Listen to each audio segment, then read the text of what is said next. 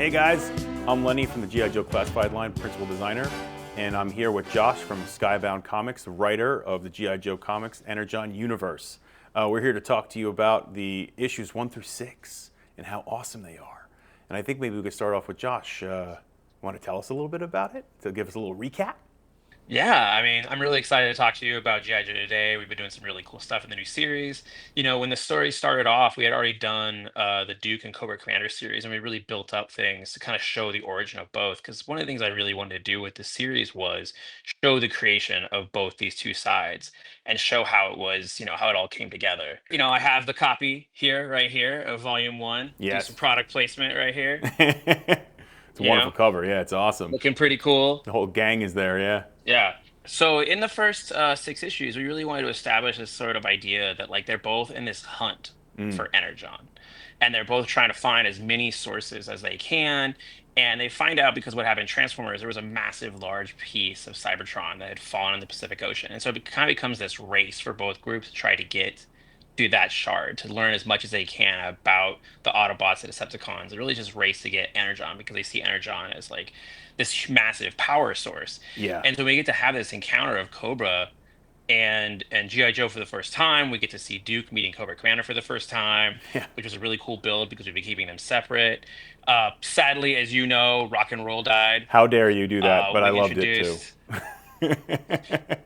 It had to happen. It, it was really hard. I love Rock and Roll as one of my favorite characters. I felt really bad doing it, but I did feel like it made sense for the Oh, story it and it did. also Yeah. raised the stakes. It showed that 100%. this well, this was the big thing is that we introduced the energon weapons. Like we showed that the part of the reason why Cobra has always had these laser guns Hmm. is because of energon. And so we had to show that this was not, the stakes were going to be high with this series, that like these energon guns weren't just going to burn you, they would kill you. And so Yeah. having Rock and Roll be the victim of that, to be the sacrifice of that was hard. Yeah. But then we got to see both groups go on this adventure. We introduced a new character named Risk.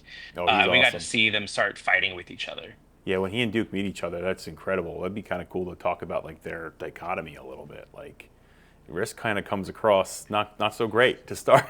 I love jerk characters, Yeah. and I needed characters that would clash with Duke, and I felt like it made so there's definitely some bigger story reasons that we'll get to down the line for why Hawk particularly brought in Risk, the Hmm. reasons that he brought in. Because I mean, one of the things we're kind of building is that Hawk, and we could talk about this too, is there's this subplot building of the things that Hawk is doing that Duke doesn't know about, like the creation of Night Force. Like that's a Yeah. big part of Hawk's plan that he's not telling Duke about. But also having somebody like Risk come into the team, and so we get to see sort of that antagonism between those two things, between Duke and Risk. We get to see Baroness meet Destro for the first time. One of my favorite parts in the book is Clutch goes undercover with Cobra Yes. and learns a bunch of stuff about them. Hmm. But yeah, seeing Duke and we introduced the brainwave scanner, the Yeah. fact that Cobra Commander was able to get his hands on it. The way you have him use it and then abuse it, that's very cool. Well, I wanted to do something different, unexpected I'd never seen with the Brainwave scanner. Like I've Hmm. been trying to look at the mythology, and one of our goals is not to just repeat what has happened, but to take the things and like do the Energon version of it, like do our version of these things. And the Brainwave scanner was such a major part of G.I. Joe mythology. Like it's something that would always come up. And so I was like, okay, if we're gonna introduce a Brainwave scanner, I want to do something different with it. And I was like, oh man, Cobra Commander would totally build a bomb Yeah. out of it. And so having him build this bomb that threatens Washington, D.C. And it just comes down to like the last man standing is Duke, and Duke, who's very much a man of action and Yeah. impulsive, like him up against Cobra Commander. We knew that fight. We were building to it for almost a year because you had everything that happened in Duke and Cobra Commander, and then the first five issues. That moment when the two of them met, I really wanted that to feel like a moment, and then the Hmm. two of them fighting each other was such a big thing, but it was this thing of like this is just stage one of this fight. Yeah. Like they're not done. Like it's just this first encounter, and then they get kind of this thing where it's like both sides lose a little, both sides win a little, and then they go their separate ways. Yeah. And then we had the massive cliffhanger ending with Clutch at the end of issue 6. Yeah. And I gotta say, with the Cobra Commander issues and the Duke issues, like the gravity you guys created was palatable. I remember when they first met, it was like, for me as a GI Joe fan and for what you guys are doing with the property, it had so much like oomph and meaning. And then when Cobra Commander and Duke are talking to each other and Cobra Commander's trying to tell them we're alike, like you guys are doing such a good job with it. And I think if I could speak for myself and the fans, I think we're all very excited for what's to come, and especially what you're saying, you guys want to do something new, but hearken a bit to the property of the things that have been there. It's very special to see it and done in such a good way, such an artistic and celebrated way. So, on behalf of Hasbro and the fans, thank you for doing such a good job. Oh, that means a lot coming from you. You know, I'm a big fan of your work with like the classified line. You know, you and I've had conversations about this before, Yeah. but I really love everything you do, and a lot of the stuff you're doing with classified really does inspire me, inspire us with the work we're doing. You know, it's like we're fans too. Like we're such huge fans of this property that we really are. Like everybody at Skybound is looking at it and being like, how do you really honor this property while at the same time building on it and doing something new with the mythology and really just escalating the things and again doing the Energon version of it. But like with one thing with you, and I think I told you this before, but it was like when I was at San Diego Comic Con and we were talking about some of the plans we had for the future. I remember being in the panel and you introduced a design for Raptor, and I literally leaned over to somebody from Skybound. I was like, "We're putting Raptor in the book like as soon as That's awesome, possible." man. And he's gonna look just like that. And he was like, yeah. And then we've done that now. So like Raptor will definitely be in the book, and it's something really surprising. It's a cool moment. He's such a great design. So Yeah. it's awesome to hear that from you because definitely the work that you've been doing with the classified line has definitely really inspired the stuff that I do in the book. And so yeah, it's just great to hear that. Thank you. That's awesome, man, and that means a lot, dude. So again, I think it's just as a test to the strength of GI Joe and how it inspires creatives within and on the outside too. I mean, there's so many other IPs you see out there that take from it from the '80s. Like it's kind of I don't know. Hmm. Being on it for 5 years now, it's very exciting to be able to constantly refresh it and then harken back to the past in a nice way as well. Hmm. So it's got a lot of lineage and it has a lot of legs to go forward. And I think that's why my team here at Hasbro, our team here at Hasbro rather, we're all very like every time we get an issue, we're like, oh, what are they doing? What's going on now? And then the Raptor especially. I thought you were going to have some sort of birds thing going Yeah. on because the Falcon shows up. I didn't even know that was going to have a connection to Raptor. So then when he shows up, like, take us through that. It's a really cool sequence. Well, it's like I said to you earlier, we when I was at San Diego Comic Con, I saw you reveal Raptor.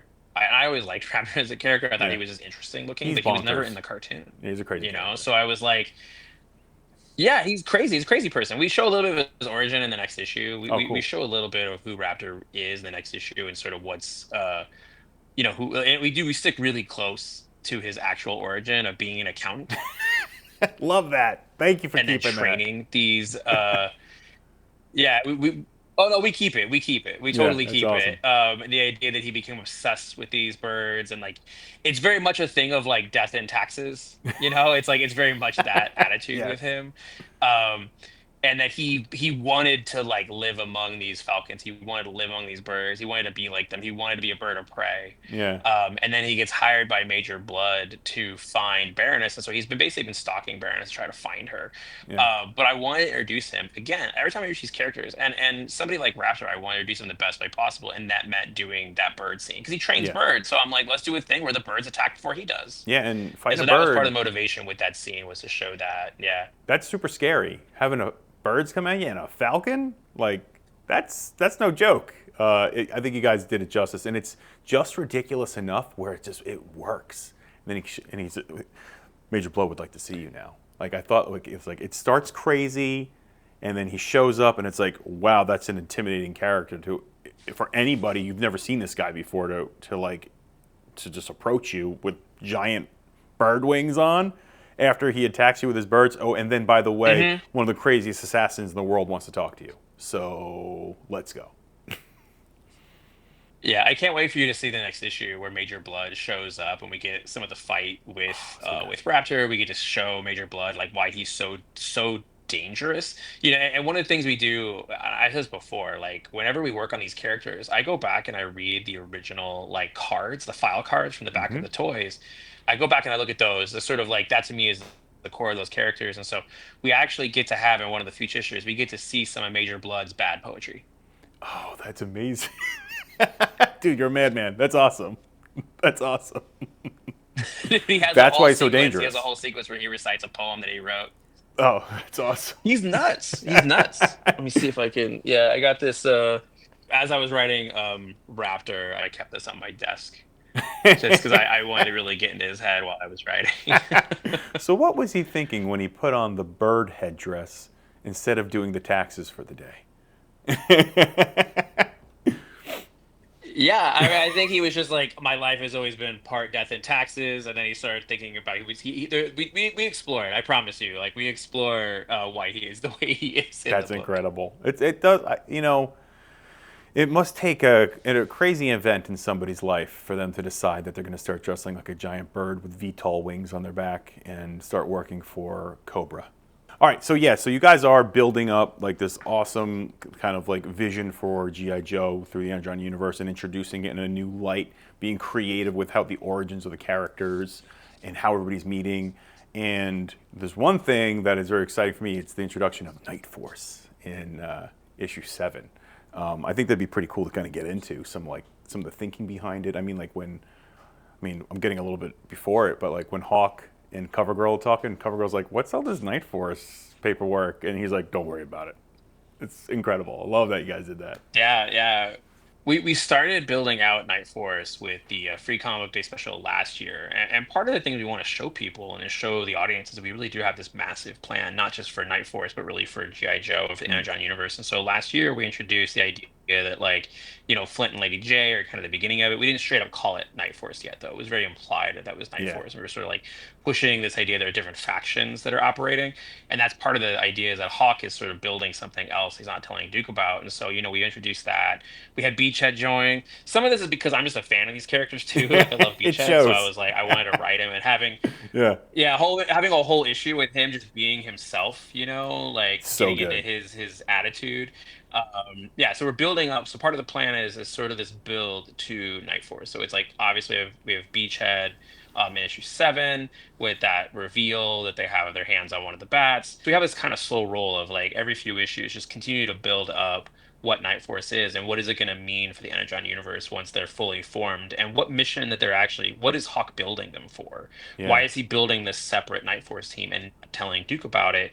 I love Night Force, yeah, and so I was like, if we're gonna do it, let's do this like really cool and make sure we introduce, because one of the things is really important to us is hmm like every character is somebody's favorite, yeah. and That's so GI we want Joe. to make sure that each one is introduced in the best way possible.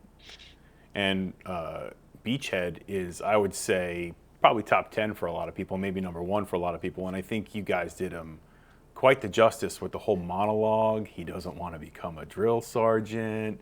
He's Hmm. kind of muttering in his head. And then when he shows up and he sees the crate, like, incredible. Oh What, yeah, what dude, is he this?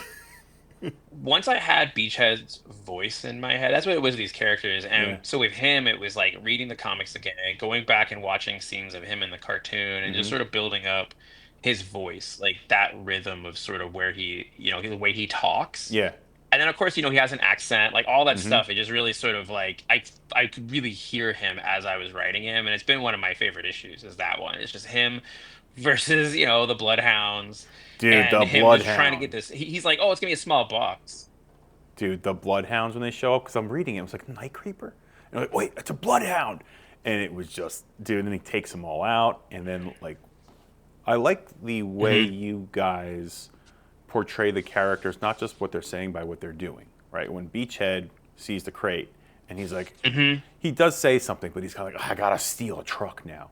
And then when the Bloodhounds see Major Hmm. Blood, they're like, "Hey, he got away," and he goes, "You guys are terrible at your job," and he handles them on the spot. And you guys are doing such a good job of showing through Hmm. action who these characters are, and it creates a gravity to it. Kind of like we're talking about with Duke and Cobra Commander, where like you guys gave us two multi-issue of characters to build up, and then we get that scene when they finally meet.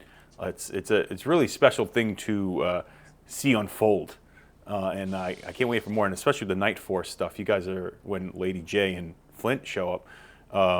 The way you handled that was really interesting, and how they're talking to Beachhead about like you want to get into that. What prompted you to like how that interaction was going to go between Beachhead and Lady J and Flint.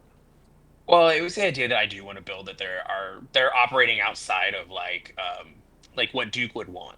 Yeah. right? Like, and so this idea that they're operating out of that and having Beachhead kind of say like, oh, he's already aware of Duke's team, he doesn't want to be a part of the team, and they're like, listen, like we're gonna do things completely different from him. These are also keying up, without revealing it, what Night Force is actually up to. Mm. So it's like that was part of my head of thinking of them as if they're not. It was interesting. Like I was thinking of Night Force as being a little bit anti-hero in comparison Mm. to G.I. Joe. Like they're a little bit off to the side. And so the once I think about that, it does change their attitude a little bit. Um, it makes it again, they're like a slightly more antagonistic in that moment. Yeah. Yeah, it was. It definitely comes across that way, where it's like these they're rough, and the way that Flint is handled too, like he comes across as a real hard ass, which I think people are going to be very pleasantly Hmm. surprised by. So speaking of Night Force, we on the toy side, we are introducing Night Force Beachhead and Night Force Quick Kick. We've never seen Quick Kick in this way before. This is kind of a new take on him. But also, Beachhead, he's actually taken from the original Night Force Beachhead figure. We wanted to get that kind of like pattern he had on him. It doesn't line up exactly with the comic. Again, they're two different universes, but what a better time to talk about or segue into the product.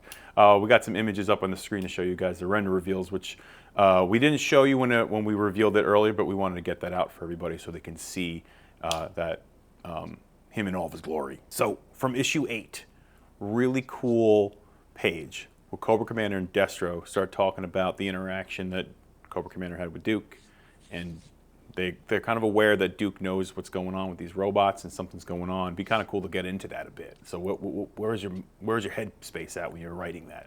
Well, whenever you write Koga and Destro, they can't get along.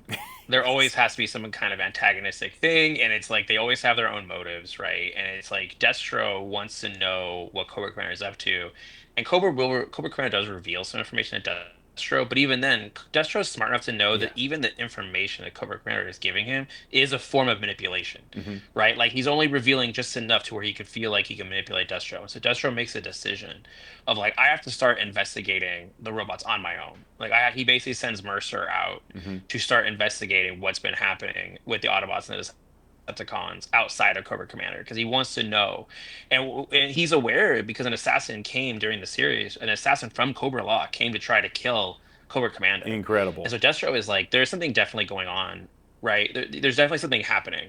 And so whenever you write them, you always write them as antagonistic to each other. And then, we're going to show that sort of antagonistic relationship. We're going to show Destro learning more and more about what Cobra Commander is really up to. Mm-hmm. He's totally aware that Cobra Commander is lying to him about something. So he's like trying to investigate what that is. And then that will build to some confrontations between the two of them.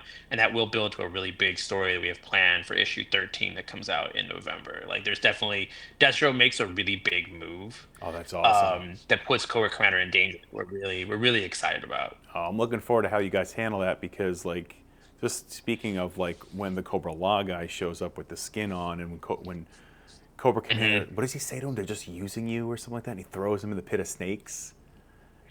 And then Yeah, it throws him the robot snakes. yeah, Yeah, and yeah. you guys are doing such a good job of like setup of character, like like mentioned earlier, and then later when Mercer and Ripper are like trying to figure out what is up with this blue dude. So I can only imagine how this is all gonna like Hmm. how when everybody finds out what's really going on. You guys are cooking for sure.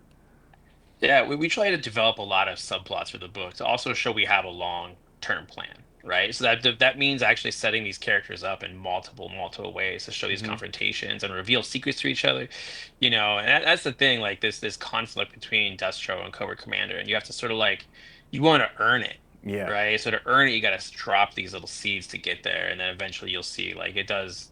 There's going to become a moment pretty soon here this year where they have a pretty cool confrontation. Oh, that's awesome! I cannot wait. That's gonna be sick. So speaking of Transformers and GI Joe and all the characters starting to understand this Energon stuff is there, and everybody kind of knows there's another threat going on. We're seeing Hound appear again in the comics, and in a really interesting way. Yes. So maybe we can get into that a little bit. So where was you guys headed? Hound says some interesting things about being in that alt mode. So kind of cool to hear where your headspace was at when. Yeah, he well, he wakes up. Like, I mean, he woke up during the Transformers series, but there's something wrong with him, so he hasn't been able to connect with the rest of the Autobots. But he's able to sense Energon, and in this moment, he basically senses Clutch because Clutch has Energon with him that he stole from Oh, Cobra that's Commander, that he right. stole from Cobra, Yeah. right? So he immediately goes after Clutch and is like, where did this human, get Energon from? And of course, Clutch, the only thing that Clutch knows about the Autobots or Decepticons is that they're dangerous. That's all he Yeah. knows. Like he only knows what Duke has told him. And the only Decepticon that Duke has encountered yet is Starscream, The worst. you know?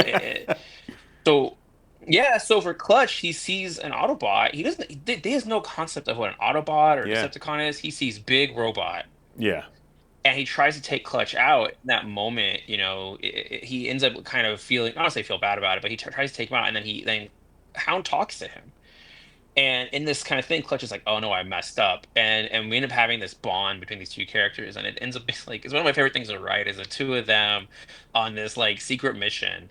And part of it, Clutch knows like if he tells Duke about Hound, Duke is gonna automatically Oh, attack Hound. 100%. Like he's just gonna go for it. That scene when Duke's like, "You all right, buddy?"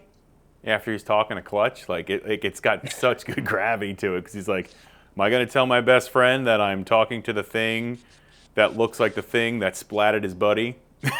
You know what I mean? Sorry if that's so Yeah, crass for the dude, camera, yes. And but so that's yeah, no, like that's exactly what's going on. And then you have Risk, who's also suspicious. Like Risk is starting to suspect that Clutch is up to something, yeah, and Risk actually thinks that Clutch spent maybe too much time with Cobra, and maybe there's something that happened there. And so he starts suspecting Clutch. Like, yeah, what is Clutch hiding? Like, what is going on with him? And that will lead to some stuff. But yeah, with Clutch and Hound, it's like the two of them quietly trying to investigate how did Cobra Commander get Energon? yeah, Like where did it come from?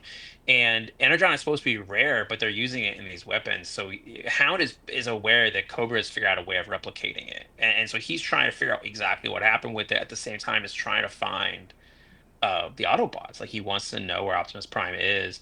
But at the same time, look at Hound. Like Hound is a character that was always sort of like the guy that would go out. Like he was he's a soldier, yeah, but he yeah, was also the one that would go out in the field and explore first, hmm So it's like I want to play that up where he sees this as a mission. Like this is a mission that's a priority over going and fighting Optimus Prime.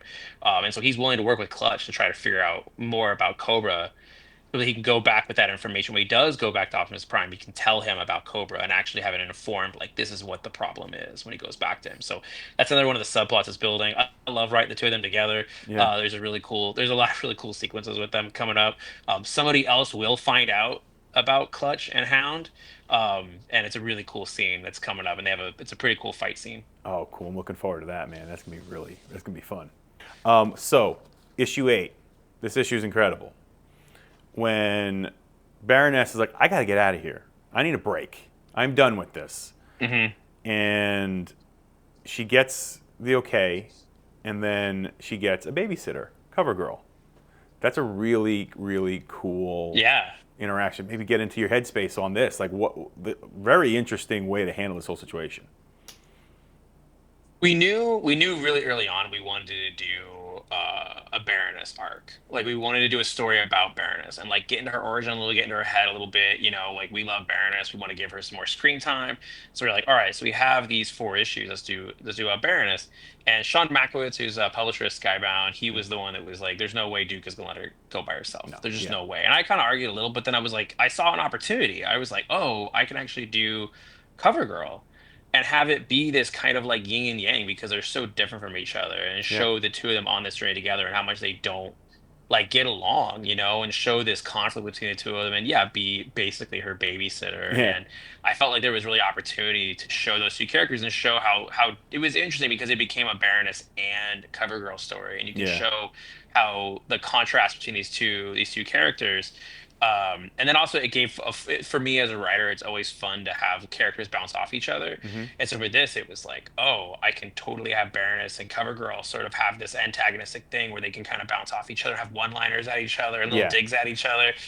It just added to the fun of the arc. And then obviously, now we have Major Blood, who has been out to get yeah. Baroness ever since she took his eye out in Duke issue 3. So yeah. The we got to get into that. But I have to commend you guys on the way you're handling the relationship that you mentioned earlier. Like, it shows how professional and how good every GI Joe is. When Baroness disappears, CoverGirl doesn't even catch it, but CoverGirl knew it was going to happen.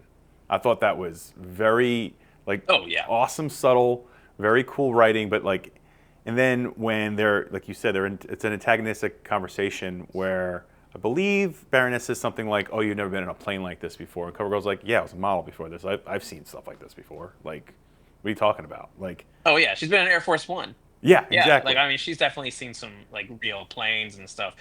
I try to make sure none of the characters are written like they're dummies, and Yeah, I think for CoverGirl, it's important that we don't.